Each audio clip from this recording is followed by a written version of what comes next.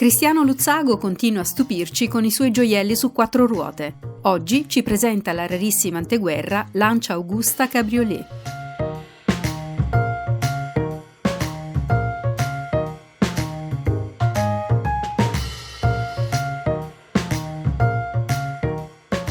Amici appassionati di auto da collezione, oggi parliamo della Lancia Augusta.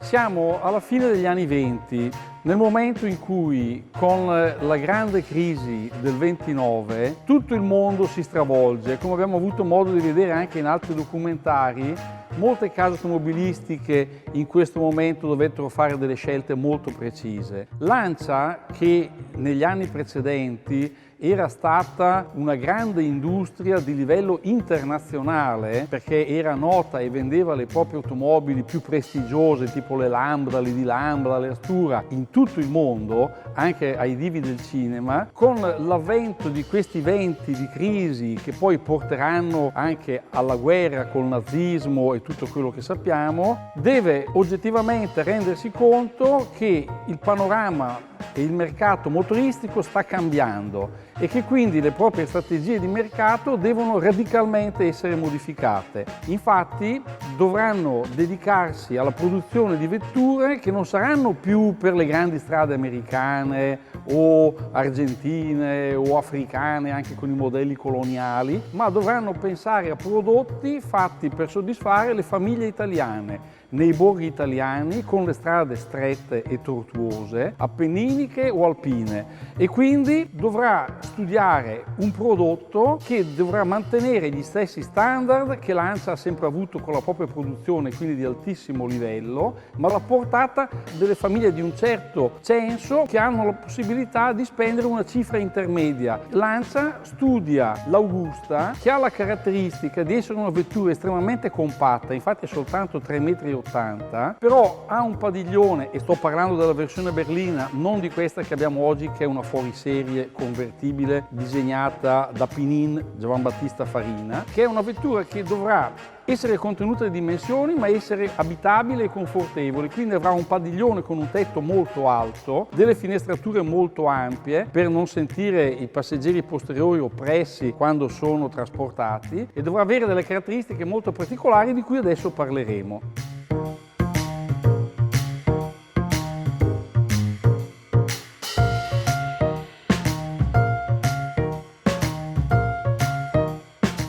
La Lancia Augusta fu il primo vero grande successo e la prima grande produzione industriale della Lancia,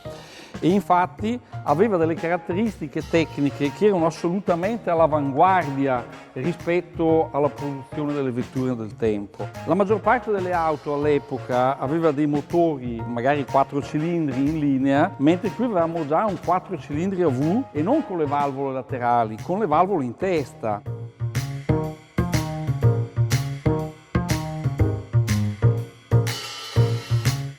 Lancia, nel voler fare questa piccola vettura adatta a un grande pubblico, non ha voluto rinunciare assolutamente a quelle che erano le proprie caratteristiche di sofisticatezza meccanica che hanno sempre contraddistinto il marchio anche nei modelli a seguire.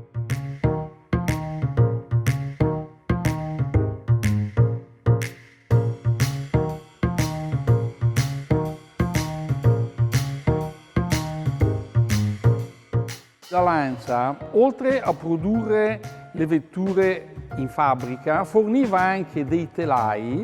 che vendeva ai carrozzieri, i quali a propria discrezione facevano delle carrozzerie coupé, cabriolet, comunque delle fuoriserie, quasi tutte diverse, abiti fatti su misura per ogni singolo cliente, che venivano utilizzate sia per manifestazioni tipo concorsi di eleganza, uso turistico, ma anche per competizioni. Differentemente dai telai ufficiali che equipaggiavano le Augusta di serie, invece di avere il serbatoio montato anteriormente al vano motore con la caduta del carburante che affluiva al carburatore, aveva un serbatoio posteriore proprio per lasciare la massima facilità e disponibilità nello scegliere come costruire le carrozzerie, che alimentava il carburante con una pompa della benzina elettrica.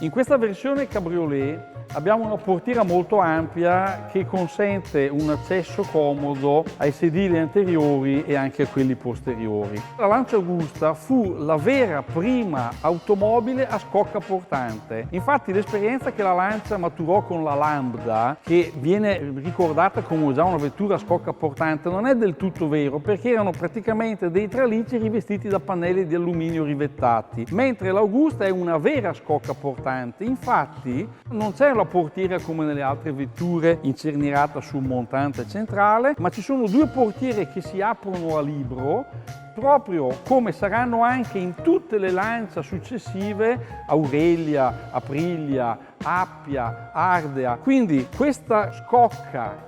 integra, monoscocca così robusta, consente anche questo tipo di brevetto che la Lancia sfrutterà per i decenni a venire.